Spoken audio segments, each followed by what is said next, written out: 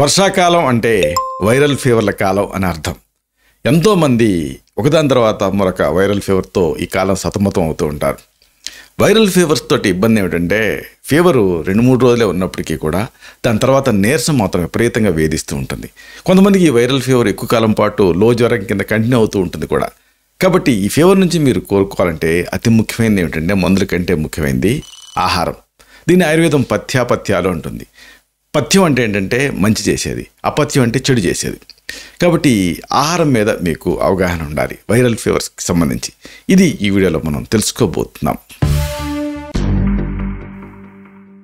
మిత్రులారా నమస్కారం, నేను మీ డాక్టర్ చిరుమామిళ్ళ మురళీ మనోహర్. ఈ వీడియోలో మనం తెలుసుకోబోయేది చాలా ముఖ్యమైనది. వైరల్ ఫీవర్స్లో తీసుకోవాల్సిన ఆహారాలు ఏమిటి, తీసుకోకూడని ఆహారాలు ఏమిటి, ఇది మనం తెలుసుకుందాం వరుసగా. చూడండి, వర్షాకాలం రాకతోనే ఈ వైరల్ ఫీవర్స్ ఎక్కువగా విజృంభిస్తూ ఉంటాయి. చాలామంది ఈ సమస్యతో బాధపడుతూ ఉన్నారు. ఇలాంటప్పుడు ఆహారం పరంగా జాగ్రత్తలు తీసుకోవాలి, అలాగే పానీయాల పరంగా కూడా జాగ్రత్తలు తీసుకోవాలి. ఆయుర్వేదం వీటిని పథ్యాలు అంటుంది. పథ్యం అంటే పతాలకు హితం, అంటే రసరక్త మాంసం మేధోస్థి మధ్య శుక్రాలని సప్త ధాతువులు ఉంటాయి. ఇవి సంచరించే మార్గాన్ని పథాలు అంటారు. ఈ పతాలకు హితం ఏంది పథ్యం.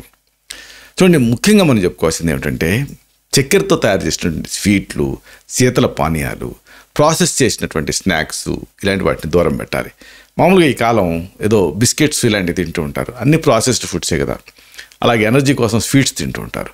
ఇక శీతల పానీయాలు ఒకప్పుడు ఏదో ఎండాకాలం మాత్రమే తాగేవాడు, కానీ ఈ రోజులలో మిడ్ నైట్ కూడా, అంటే అర్ధరాత్రి వర్షం పడుతూ ఉండగా శీతల పానీయం తాగటం అనేది కూడా చాలా మంది కురకారుకి సరదా అయిపోయింది.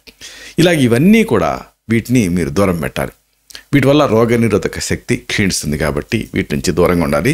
అలాగే కఫం పెరిగి కఫ సంబంధ సమస్యలు ఎక్కువ అవుతాయి కాబట్టి వీటి నుంచి దూరంగా ఉండాలి. ఇక అతి ముఖ్యమైనటువంటి మరొక సూచన ఉంది, కొవ్వు శాతం ఎక్కువగా ఉండేటటువంటి, అలాగే డీప్ ఫ్రై చేసినటువంటి పదార్థాలు తినటం వల్ల అవి త్వరగా జీర్ణం కావు. జీర్ణం కాకపోతే ఆమం పెరిగిపోతుంది. ఆమం పెరిగిపోతే అక్కడ నుంచి జాయింట్ పెయిన్స్ ఇలాంటివన్నీ వస్తాయి. అందుకే వైరల్ ఫీవర్స్లో ఈ జాయింట్ పెయిన్స్ ప్రధానంగా ఉంటూ ఉంటాయి. దీనికి కారణం ఏమిటి అంటే అరగని పదార్థాలు తినటం. ఏది అరగదు అంటే బాగా డీప్ ఫ్రై చేసినటువంటి పదార్థాలు అరగవు. అలాగే కొవ్వు కూడా, దానికి కొవ్వుని కరిగించుకోవాలంటే ఎక్కువ ఎనర్జీని స్పెండ్ చేయాల్సి ఉంటుంది కాబట్టి కొవ్వు కూడా అరగదు. కాబట్టి ఈ విషయం దృష్టిలో పెట్టుకోండి. జ్వరం నుంచి కోలుకోవాలంటే తేలిగ్గా జీర్ణమయ్యేటటువంటి ఆహారాలని మీరు తీసుకుంటూ ఉండాలి. దీన్నే లఘు ఆహారాలు అని ఆయుర్వేదం అంటుంది, అంటే శరీరాన్ని లైట్గా ఉంచేవి అని. కాబట్టి దీన్ని గుర్తుంచుకోండి.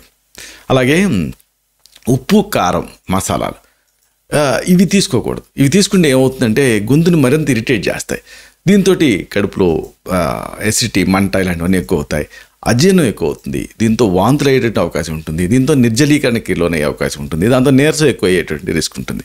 కాబట్టి ఉప్పు, కారం, మసాలాలు వీటిని తగ్గించి వాడుకోండి.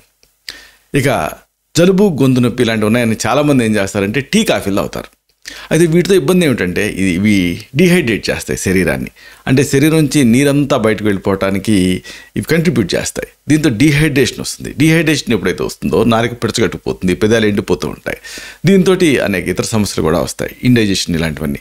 కాబట్టి టీ, కాఫీలు మానేయండి. ఇక పాల విషయం, పాలు జనరల్గా ఏంటంటే కఫం పెరిగిపోతుంది. ఈ ఫ్యాట్ ఉండేటువంటి ఏ పదార్థమైనా సరే దీనివల్ల ఈ జలుబు మరింత ఎక్కువ అవుతుంది, శ్వాస తీసుకోవడంలో ఇబ్బంది కలుగుతూ ఉంటుంది. కాబట్టి పాలల్లో ఈ గురుత్వం ఉంటుంది కాబట్టి పాలు మానేయండి. ఒకవేళ పాలు తీసుకోవాలనుకుంటే బాగా పల్చం చేసి దానికి మళ్ళీ పసుపు కలుపుకొని తీసుకుంటూ ఉండండి. ఇక అతి ముఖ్యమైనది ఏంటంటే నీళ్లు. వర్షాకాలం అసలే జలుబు ఉంది, నీళ్లు తాగకూడదు అనుకుంటూ ఉంటారు, కానీ నీళ్లు తాగాలి. ఎందుకంటే శరీరం హైడ్రేటెడ్గా ఉండటం చాలా అవసరం. అప్పుడు కఫం పల్చబడి కారిపోయి ఇబ్బంది పెట్టకుండా ఉంటుంది, మ్యూకస్ ప్లెక్స్ తయారు కాకుండా ఉంటాయి. కాబట్టి నీళ్ళని ఎక్కువ తీసుకుంటూ ఉండండి. ఎలక్ట్రోలైట్స్ లభించేటటువంటి పానీయాలు తీసుకోవచ్చు. హెర్బల్ టీలు అంటే తులసి టీ, లవంగాల టీ, అలాగే అల్లం టీ ఇలాంటివి కూడా మీరు తీసుకోవచ్చు. టీ అంటే టీ పొడికి ఇవి కలపటం కాదు, కషాయాలని అర్థం. ఇక విటమిన్ సి ఎక్కువ ఉండేటువంటి ఆహారం ఇది కూడా తీసుకోవడం చాలా ముఖ్యం. దీంతో రోగనిరోధక శక్తి పెరుగుతుంది. విటమిన్ సి ఉండేటువంటి ఆహారాలు ఏమిటి అంటే అన్ని ఆకుకూరలో విటమిన్ సి ఉంటుంది, మెయిన్గా గోంగూర ఇలాంటివి. అలాగే నిమ్మజాతి పండ్లు, వీటిలో కూడా విటమిన్ సి ఎక్కువ ఉంటుంది, దీన్ని కూడా బాగా తీసుకోవచ్చు.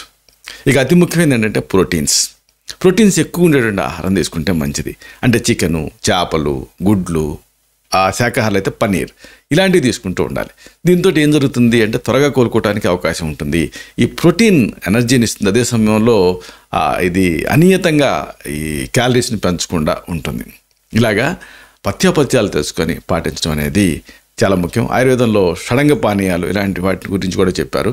ఇవి పొడి రూపంలో దొరుకుతాయి. దీంతో కషాయం తయారు చేసుకొని తీసుకుంటూ ఉంటే జ్వరం నుంచి త్వరగా కోలుకుంటారు.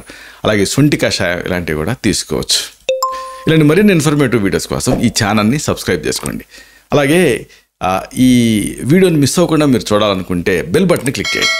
అప్పుడు ఏం జరుగుతుంది అంటే మీకు నోటిఫికేషన్ ద్వారా ఇంటిమేషన్ వస్తుంది వీడియో అప్లోడ్ అయ్యి అవడంతో. అప్పుడు మీరు ఆ వీడియోని మిస్ అవ్వకుండా చూడగలుగుతారు. అలాగే ఈ వీడియో వల్ల ఏమాత్రం మీకు యూజ్ ఉంది అని అనిపించినా మీరు ఆ బెల్ బటన్ని, అంటే లైక్ బటన్ని, ఆ క్లిక్ బటన్ని, ఆ లైక్ థమ్స్అప్ బటన్ ఉంటుంది కదా, దాన్ని క్లిక్ చేయండి. అప్పుడు ఇది మరింత ఎక్కువ మందికి రికమెండ్ అవుతుంది. ఈ వీడియో తలకు పర్పస్ సర్వ్ అవుతుంది. శతం జీవ శరదో వర్ధమానః, శతం హేమంతాన్ శతం వసంతాన్. 100 శరత్తులు, 100 హేమంతాలు, 100 వసంతాలు వర్ధిల్లుతూ జీవించండి.